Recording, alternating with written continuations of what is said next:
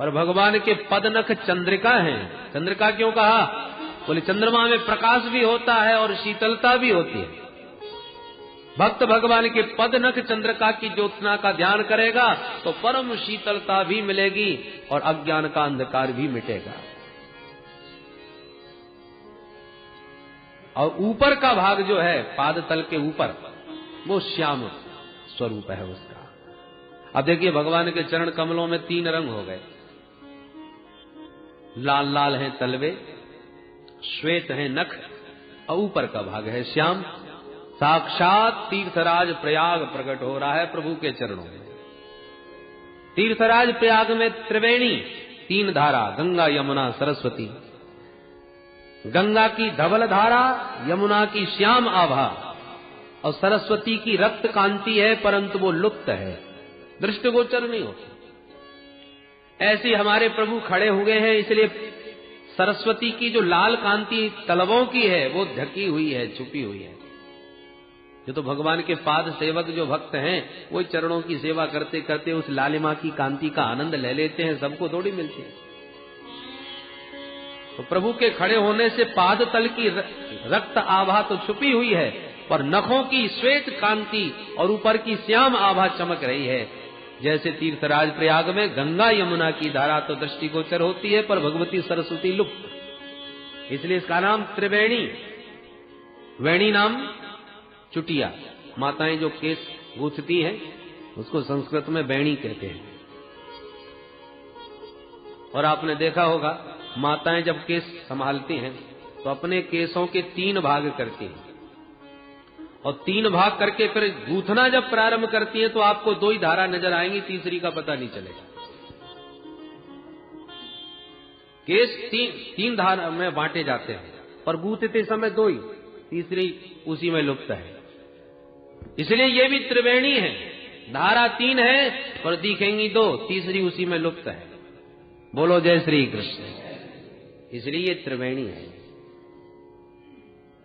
भगवान के ऐसे सुंदर चरण कमलों में चित्त लगाने के बाद फिर एक एक करके ऊपर के अंगों का ध्यान करें। घुटनों का, जंघा का, कटी का, नाभि का, हृदय का, हृदय में श्रीवत्स के चिन्ह का, कंठ में कौस्तुभ मणि का, और 4 भुजाओं में शंख चक्र गदा और पद्म का ध्यान करने के पश्चात तब भगवान के मुख कमल का ध्यान करें। भगवान के प्रत्येक अंग प्राय कमल से उपमा दिए जाते हैं। क्यों? बोले ब्रह्मा जी की सृष्टि में सारा संसार उन्हीं का बनाया हुआ है, पर कमल ब्रह्मा जी ने नहीं बनाया, क्योंकि ब्रह्मा जी स्वयं कमल से ही पैदा भये। तो भगवान की उपमा प्राय अंगों की कमल से ही ज्यादा दी जाती है। नव कंज लोचन कंज मुख कर कंज पद कंजारुणम। नव कंज लोचन कंज मुख कर कंज पद कंजारुणम। श्री रामचंद्र कृपालु भज मन हरण भव भय दारुणम। श्री रामचंद्र कृपालु भज मन हरण भव भय दारुणम। श्री राम जय राम। सभी अंगों की उपमा कमल से। भगवान के मुख कमल की कांति का ध्यान करते समय विचार कर देखो कितनी सुंदर भगवान की ललाट की आभा है। पुष्प धन्वा के सुंदर समान सुंदर भ्रकुटी है, मत्स्य के समान विशाल नेत्र हैं, सुख पिंड के समान सुंदर नासिका है, बिंबा फल के समान लाल लाल अधरोष्ट हैं। मंद मंद मुस्कुराने से अंदर की दंतावली भी दमक रही है। लाल लाल अधरों का प्रतिबिंब उस श्वेत दंतावली के ऊपर पड़ रहा है, इसलिए अनार के रस भरे दानों की तरह वह दंतावली दमक रही है। मुस्कुरा के माधव नयन मटका करके मुस्कान के द्वारा हमारे चित्त को चुरा रहे हैं, संकेत दे के हमको अपनी ओर बुला रहे हैं। इससे दिव्य भावना ध्यान में करनी चाहिए। एक बार जिसने ध्यान में भगवान की मुस्कान का आनंद ले लिया, कपिल भगवान कहते हैं मां उसके जीवन के शोकाश्रु सदैव के लिए सूख जाते हैं।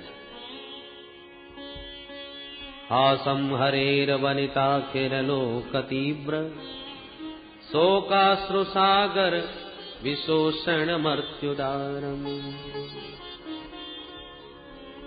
खारा पानी भरा है आपने लोटे में, अब गंगाजल भरना चाहते हो तो पहले खारा पानी फेंकना पड़ेगा, तब उसमें गंगाजल भरेगा।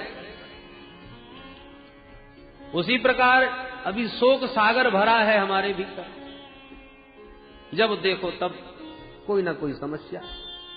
और भगवान की ओर अभिमुख होता है जीव तो पहले तो खूब अश्रुपात करता है।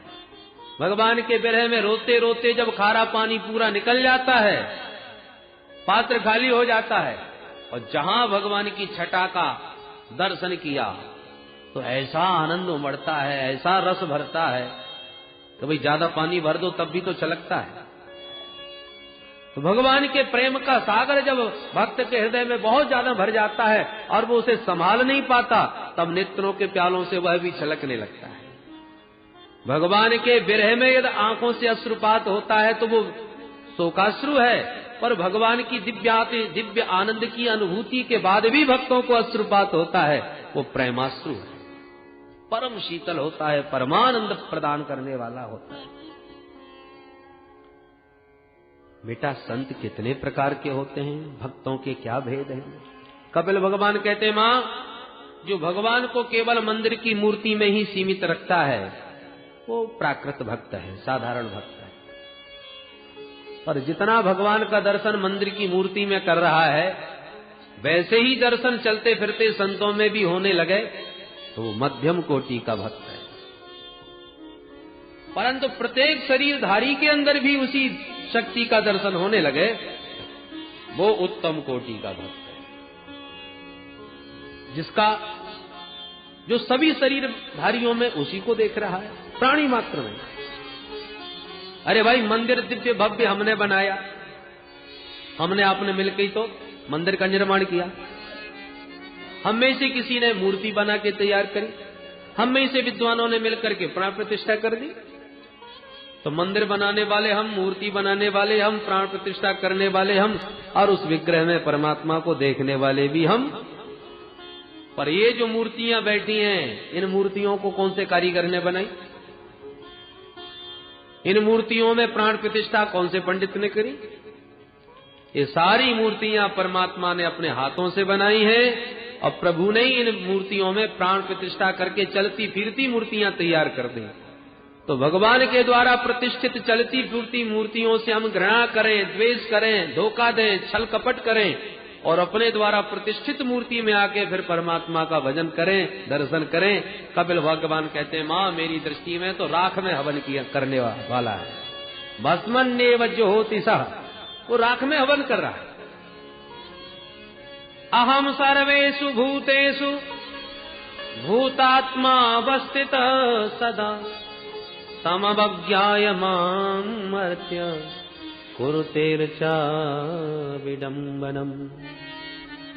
मैं समस्त देहधारियों के मध्य विराजमान हूं और मुझ नारायण से किसी भी प्राणी से द्रोह करने का मतलब है मुझ परमात्मा से द्रोह करना। उसके मन को कैसे शांति मिल सकती है जो किसी से द्रोह कर रहा है?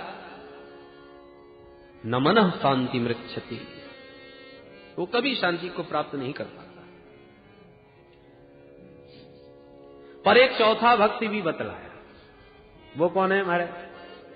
बोले दिन रात भगवान को सब में देखता हुआ प्रभु का चिंतन तो करता है, उपासना खूब करता है, परंतु मांगता प्रभु से कभी कुछ नहीं, वो निष्काम भक्त है।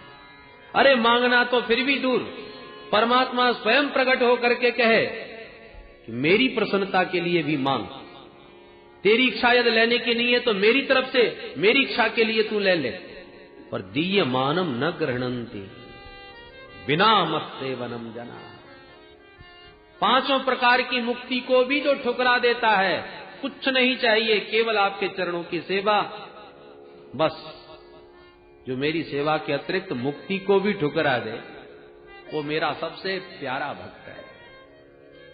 उसके समान मुझे जगत में और कोई प्यारा नहीं। ऐसे भक्तों की महिमा में एकादश स्कंद में भगवान उद्धव से कहते हैं, न तथा में प्रियतमा आत्मयोनिर न शंकरः न च संकर्षण न स्त्री नैवात्मा च यथा भवा।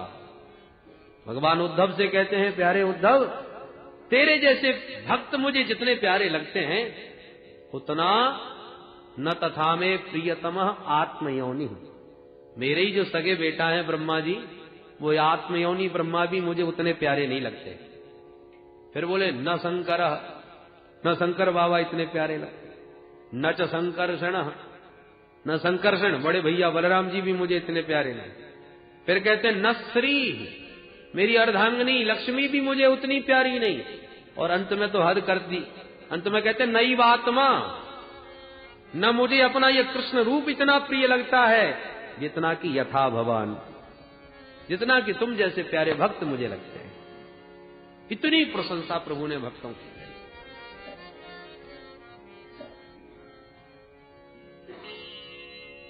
एक बार नामदेव जी महाराज तो ठाकुर जी से बातें करते थे,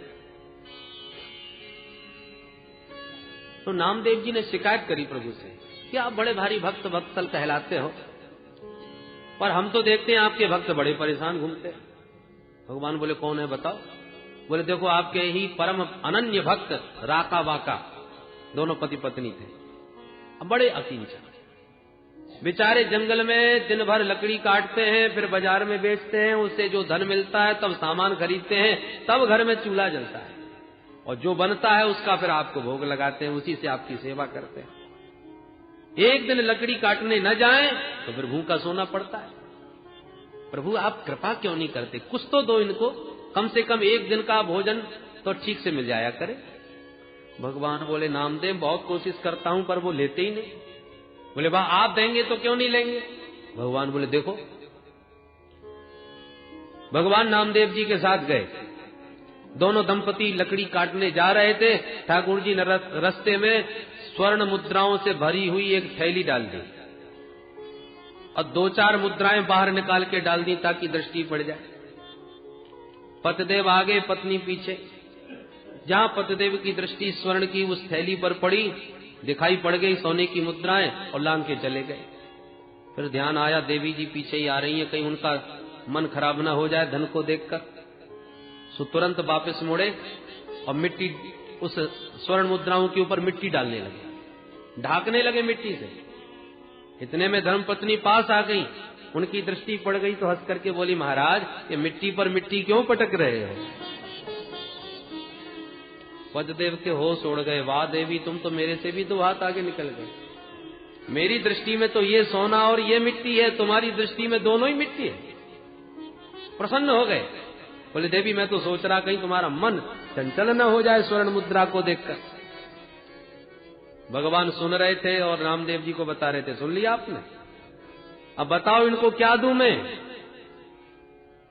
ऐसे बीत रहा, ऐसे अकिंचन। चलो लकड़ी काट के ही बेचते हैं, तो चलो हम इनका इसी में सहयोग कर देते हैं। तो भगवान गए सूखी सूखी लकड़ियां जंगल से इकट्ठी करके रख दी कि आएंगे तो काटना तो नहीं पड़ेगा, आराम से उठा के ले जाएंगे, परिश्रम तो कुछ कम पड़े। पर दोनों दंपतियों ने चारों तरफ जंगल में देखा, लकड़ी कहीं नहीं, जितनी है सब एक जगह कटी हुई रखी हैं। तो पतिदेव बोले देवी लगता है कोई लकड़हारा हमसे पहले ही आके लकड़ी काट के रख गया। अब कोई वाहन लेने गया होगा, बाद में आके ले जाएगा। अब उसकी लकड़ी कटी हुई है, हम उठा के ले जाएं तो वो हमको गाली देगा, हमसे तो अपराध हो जाएगा, दूसरे की अमानत हो गई, हम तो इससे हाथ लगाने वाले नहीं। और इसके अलावा कहीं सूखी लकड़ी जंगल में मिल नहीं रही, लगता है आज वैसे ही फलाहार करना पड़ेगा, आज ऐसे ही सोना पड़ेगा। पत्नी तुरंत बोली महाराज वो धन देख लिया था ना आपने, उस दूषित धन का ही ये दुष्परिणाम है जो आज भूखा सोना पड़ रहा है। धन का दर्शन ही दूषित होता है, बताइए। भगवान ने कहा सुन लिया तुमने? जो धन को इतना दोष युक्त मानती है कि दर्शन मात्र से उनको लगता है कि हमको आज भूखा रहना पड़ा, तो मैं इनको कैसे दूं बताओ नामदेव? दीयमानम न गृह्णन्ति बिना मत सेवनम जना। ये भगवान के सबसे प्यारे अकिंचन भक्त हैं। भगवान ऐसे भक्तों के पीछे पीछे भागते हैं। निरपेक्षम मुनिं शांतम निर्वैरम समदर्शनम अनुव्रजाम्यहं नित्यं पूये येत्यंग्रिरेणुभिः पूये येत्यंग्रिरेणुभिः। भगवान कहते हैं जो निरपेक्ष है, किसी से कोई अपेक्षा नहीं रखता, केवल मेरे भजन में ही मस्त रहता है, प्रारब्धानुसार जो मिल जाता है उसी को स्वीकार करता है, मैं ऐसे भक्तों के पीछे भागता हूं ताकि उसके चलने से जो धूल उड़े उसी धूल में मैं अवशिष्ट होकर के अपने को पावन करता हूं। पूये अंग्र रेणु भी पूये, उसके चरणों की रेणु से मैं अपने को पावन करता हूं। इतनी महिमा भक्तों की भगवान ने गाई। कपिल भगवान कहते हैं, मां जो हरि का भजन न करके संसार के विषयों में ही रमे रहते हैं, ऐसे विषयासक्त संसारी जीव को लेने के लिए जब यम के दूत आते हैं, ये संसार जो है ना दुख तंत्र है। गृहेषु कूट धर्मेषु दुख तंत्र स्वतंत्रता कुर्वन् दुख प्रतीकारम सुखवन मन्यते ग्रही। संसार का प्राणी जानता ही नहीं सुख किसे कहते हैं, वो दुख के निराकरण को ही सुख की संज्ञा दे देता है। सिर पर भार लिए जा रहा है, कोई बोझे में दबा जा रहा है, इतने में वृक्ष की छाह दिखाई पड़ी तो भार उतार करके उसने रख दिया और ठंडी हवा चली तो प्रसन्न होकर बोला, वाह आनंद आ गया। अरे आनंद तो था ही, वो तो आनंद क्या का आ गया, जो भार तुमने अपने कंधे पर रख रखा था वो भार तुमने दूर कर दिया तो दुख का निवारण हुआ कि नहीं, उस भार से निवृत्ति मिली कि नहीं। पर उस भार की मुक्ति को ही वो आनंद का नाम दे देता है। भूख बहुत जोर से लग रही थी, किसी ने भोजन करा दिया, भोजन पाती डकार लेके बोले, वाह साहब आनंद आ गया। अरे आनंद क्या आ गया, भूख की पीड़ा जो सता रही थी वो भोजन करने से दूर हो गई तो दुख का निराकरण ही तो हुआ। प्यास लग रही थी, पानी पी लिया तो प्यास बुझ गई, हम पानी पी के बोले आनंद आ गया। अरे आनंद कैसे आ गया, जो प्यास की पीड़ा थी वो पानी से दूर हो गई। तो हम पीड़ा की निवृत्ति को ही सुख की संज्ञा दे देते हैं। सुख क्या होता है हम लोग जानते ही नहीं। कुर्वन् दुख प्रतीकारम सुखवन मन्यते ग्रही। सारा जीवन हम इसी प्रकार दुख का प्रतीकार करते करते दुख के प्रतीकार को ही सुख समझते रहते हैं।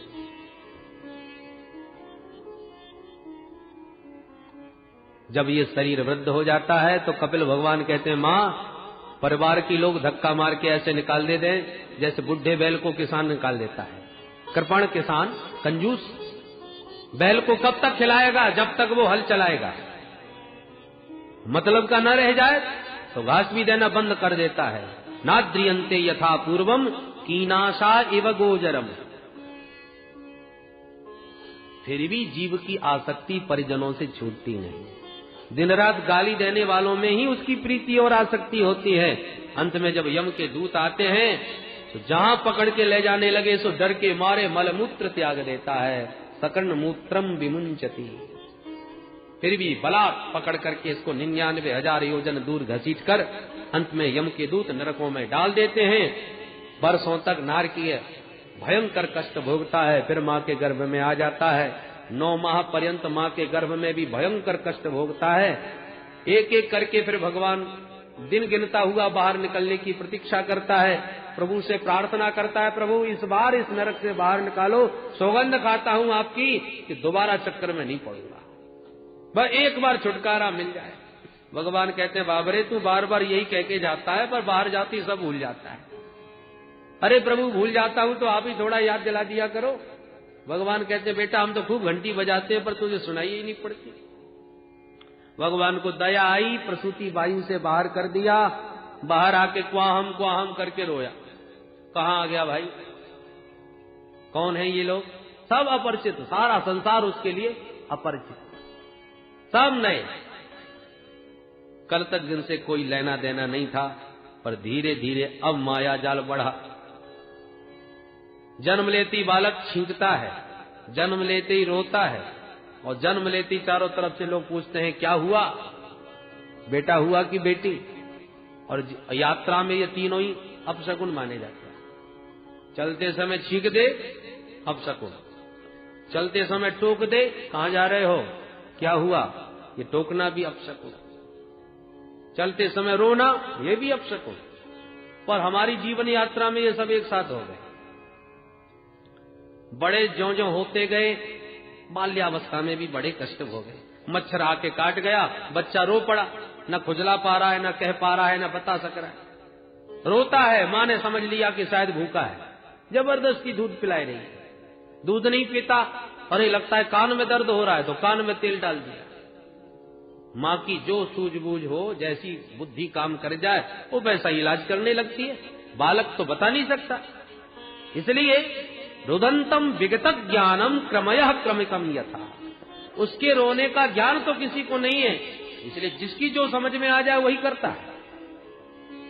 दर्द हो रहा है कान में, और देखा जा रहा है पेट दबा दबा के, पेट खराब है। रुदंतम विगत ज्ञान, धीरे धीरे और बड़ा हुआ। माँ ने फिर अभी नई दुनिया से धीरे धीरे परिचय बनाया।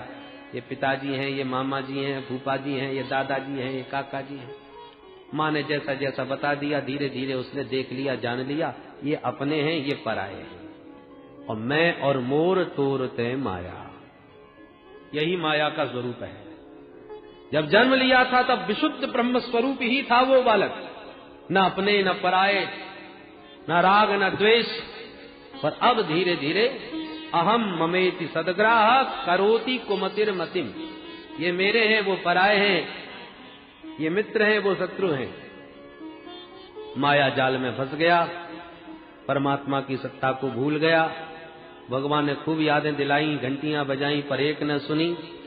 भगवान कहते हैं बलम में पश्य माया श्री मैया जैनो दिशाम या करोति पदाक्रांतान भ्रू विजृंभेण केवलम। मां योषित रूपा मेरी माया का पराक्रम देखो। बड़े बड़े ज्ञानियों को, ध्यानियों को अपनी टेढ़ी भ्रकुटी मात्र से संसार में डाल देती है। यही मई माया का चमत्कार है। भगवान नर नारायण ऋषि के अतिरिक्त कोई इस माया से बचा नहीं। जानते हैं, समझते हैं, देख भी रहे हैं, अनुभव भी कर रहे हैं, इसके बाद भी माया की प्रबलता कितनी विचित्र है कि फिर भी बच नहीं पा रहे, फिर भी संभल नहीं पा रहे। पिक्चर देखते देखते ये मालूम है कि हम पिक्चर देख रहे हैं, पिक्चर देखने ही आए हैं, दृष्टा को पता है, और फिर भी उस दृश्य में, उस कहानी में हम इतने तन्मय हो जाते हैं कि यदि अभिनेता पर संकट आ जाए, वो बेचारा वियोग की आग में जल रहा हो, रो रहा हो, तो दर्शकों की आंखों में भी आंसू आ ही जाते हैं। जबकि ये भी मालूम है ये सब काल्पनिक है, सच्चाई नहीं है। ये भी मालूम है कि ये पिक्चर है, सब अभिनय कर रहे हैं, और इसके बाद भी अभिनय विचित्र, तो उसमें तादात्म्य हो गया और हम भी वैसे ही अपना अनुभव करने लगे। ये सारा संसार परमात्मा का ही विचित्र लीला मंच है। हम सब लोग अभिनेता हैं, जिसको जो अभिनय प्रभु ने दिया है वो कर रहा है। बहुत बढ़िया अभिनेता जो मंच पर अभिनय करता है, उसको फिर सूत्रधार पुरस्कार भी देता है। बहुत बढ़िया अभिनय हुआ। तो परमात्मा ने जिसको जो जिम्मेवारी दी है, जो दायित्व दिया है, उस दायित्व का हम पूर्णतः पालन करें, पूर्ण अभिनय के साथ। ऐसा जीवंत अभिनय करें कि हमारे प्रभु, हमारे वो सूत्रधार प्रसन्न हो जाएं हमारे अभिनय से।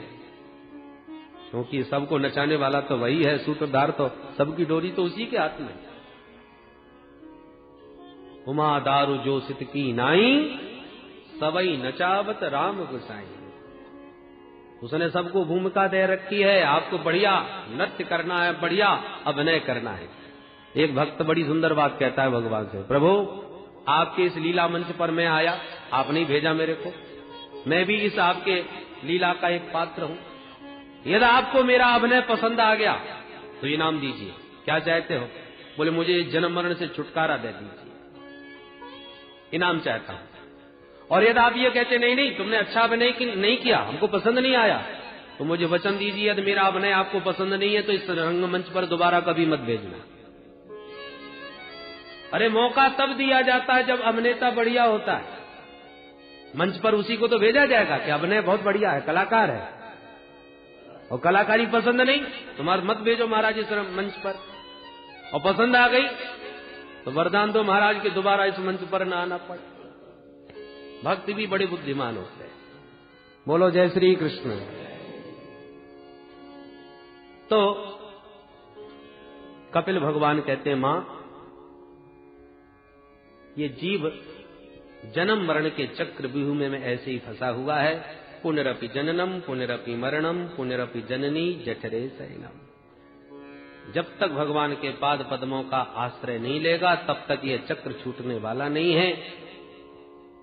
कपिल भगवान के पावन उपदेश पर प्रसन्न हो गई माता देवहूति और बोली, बेटा तेरे सारे उपदेश का तो सार मैंने एक ही निकाला। क्या? अहो बतस्वपचो तो गरीया यज्जुवाग्रे वर्तते नाम तोभ्यम ते पुस्तपस्ते जुहुबु सस्नुरार्या ब्रह्मानुचुर्नाम गृह्णन्ति ये ते नाम गृह्णन्ति ये ते। यदि कोई चांडाल भी हो पर वह स्वपच भी भगवान के नाम का आश्रय लिए है, जिसकी वाणी में सतत भगवान का सुमिरन होता रहता है, देवहूति मां कहती है मेरे लिए तो वो चांडाल भी श्रेष्ठ है, जो नाम का आश्रय लेकर के अपना ही नहीं अपने कुटुंब का कल्याण करने में समर्थ हो जाएगा।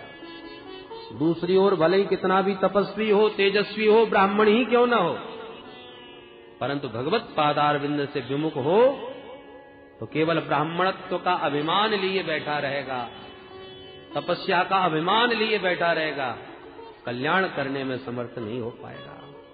क्षेमम न विंदन्ति बिना यदर्पणम तस्मै सुभद्रस्रवसे नमो नमः। ऐसा कहकर के देवहूति मां ध्यान मग्न बैठ गई। माता देवहूति को प्रणाम करके कपिल भगवान चल पड़े। देवहूति मां का देह तो प्रेम में पुलकित होता पिघल गया और जल रूप में परिणत हो गई माता, और कपिल भगवान आकर के सागर में विराजमान हो गए। सागर ने स्वागत किया और सागर के बीच लगा आसन कपिल भगवान बैठ गए, जिसको हम गंगा सागर कहते हैं। आज भी मकर संक्रांति पर सभी भक्त कपिल भगवान का दर्शन करने आज भी गंगा सागर जाते हैं।